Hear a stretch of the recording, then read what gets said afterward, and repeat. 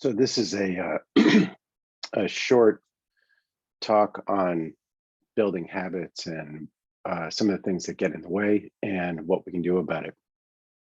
And so this is not a guided meditation. It's more just a talk and then hopefully something that you can go play with and maybe get some new results. So habits are tricky things. We all have different habits, and at times we want to build new habits, and but it's not an overnight process, and it's not something we can sort of change on a dime. So very often people have a tough time with it. Now, in working with clients, I do notice that some people right out of the gate seemingly have a bunch of reference experiences of how to build a new habit. And if you're one of those people, that's great. And you probably won't need this talk or may not find it as useful. But it's the other folks that I want to talk about, and some patterns that I've noticed that can actually get in the way of building a habit and what we can possibly do about that.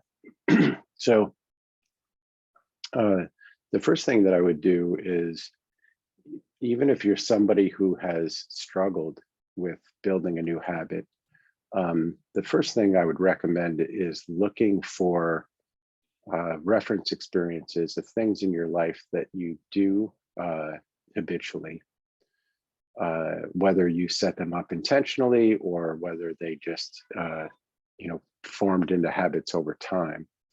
And for a couple of examples, for most people, brushing their teeth is a habit. And one thing I look for with a good habit is, at a certain point, it actually becomes more challenging for me to not do the thing than to actually just do it. So for me, brushing my teeth, or it's harder for me to not do that. I feel like something's off, and I feel compelled then to do that. So that's something that I built into a habit. And also for me, I have a thing that I have to do the dishes. I can't go to bed with any dishes in the sink. So that's something that I've built into a habit over time. It wasn't always the case, but now I feel like something is off if I don't get my dishes done before going to bed.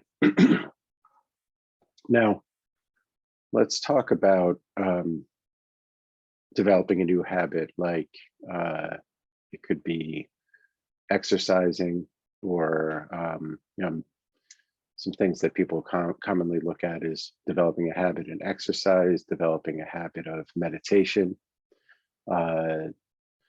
developing a habit of reading. So the first thing that I recommend, and I'll put some references in the notes.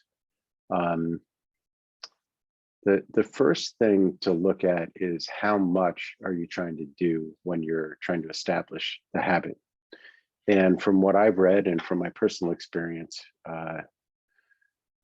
what I found is the smaller or the lower the bar you can set in the beginning, the more likely you're going to be able to build that into a habit. So anyone who's worked with me, for the most part, has heard me suggest, like, start with 1 push-up a day and keep that going.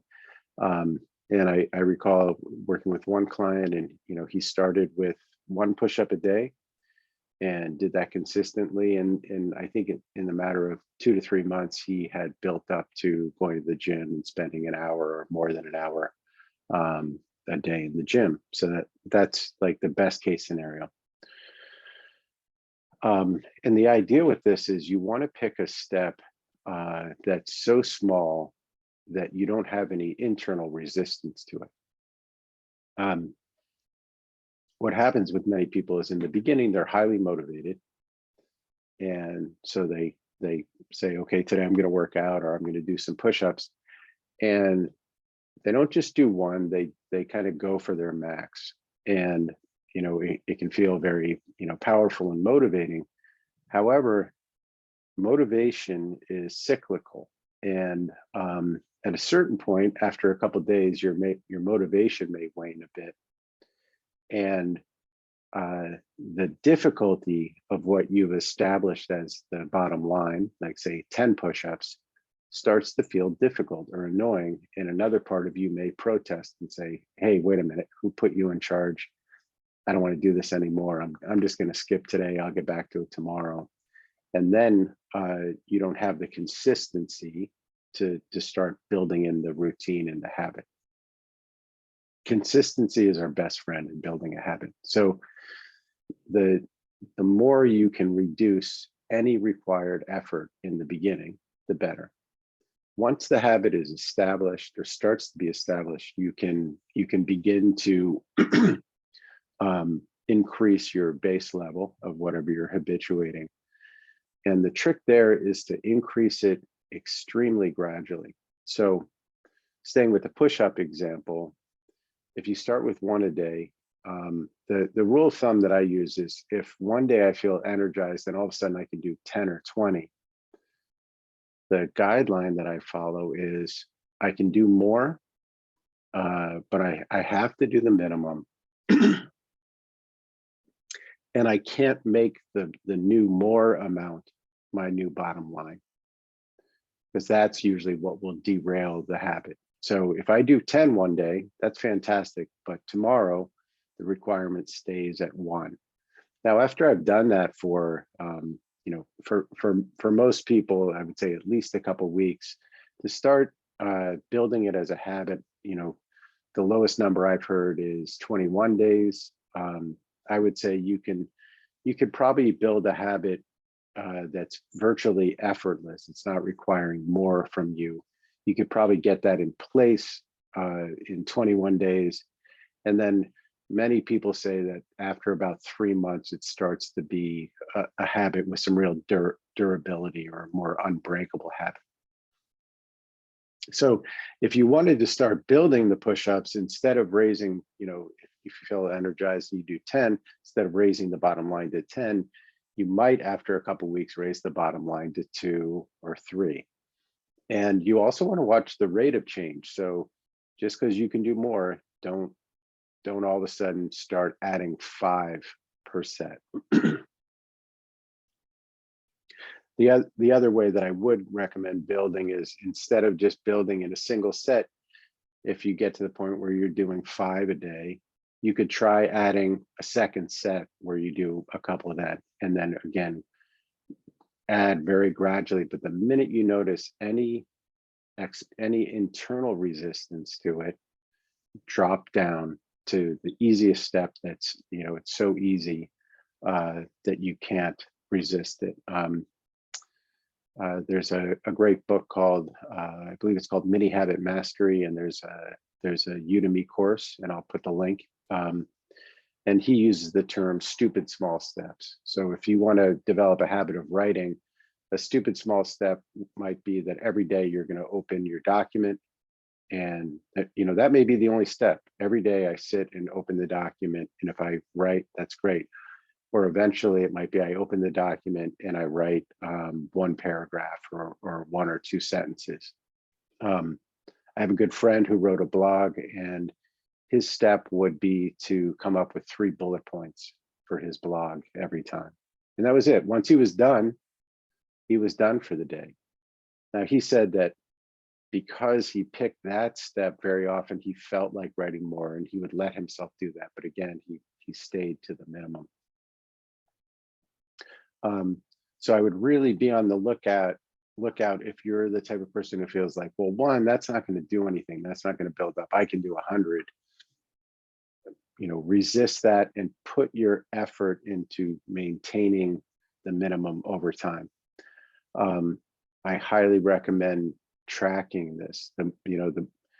Whatever you measure will grow in the direction that you want it to. So I'd recommend, get a piece of paper or make a spreadsheet and track that every day you're doing that push-up. Motivation is great in the beginning. I think of motivation as lighter fluid, like it sort of can kick off that ritual for you, but be on the lookout for moments where it wanes. Ultimately, habit, the strength of habit will trump motivation, you know, 9 times out of 10. The other thing that begins to kick in is what I found is our systems are incredibly resilient, and in time, if you build up gradually, your system can become acclimated to just about any level of work. It's really, really profound. At times, I consider myself profoundly lazy. However, because I know how to work with habits, there's times when I've been able to get tremendous amount of work out of myself simply because I've gotten acclimated at another level. So after a couple months, doing 100 push-ups will be experienced as the same amount of effort as just doing one. So that's amazing. I had a friend, and she would work out 2 hours a day, and that was one of the things that she shared with me. She said, it's just remarkable what you can get acclimated to over time. I'm going to add one more point, and then I'll stop for now, and then I'll probably do subsequent pieces on habit formation because it's so powerful. One or another useful tip is to, whatever habit you're building, if you can insert it around another habit that's already in place, that can help you as a trigger and help reinforce the new habit. So many people, when they start their day, whether when they first get up or when they certainly when they get to their desk, very often the first thing they do is, check email or check the news or something like that. So what you want to do there is insert the one push-up just before you check your email, because you're always going to check your email. So okay, just every day insert that, make it as easy as possible, and over time it will just slot in there as another habit.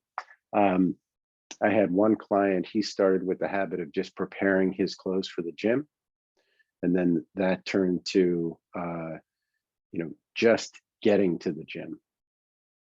And then from there, he was able to just, he switched to, okay, I'm going to spend 10 to 20 minutes in the gym. And from there, it just built as a habit, and he was able to work out quite extensively. So that's about it on habit formation for now. And hopefully I'll do, a couple more parts on this. Yeah, and I really hope that helps.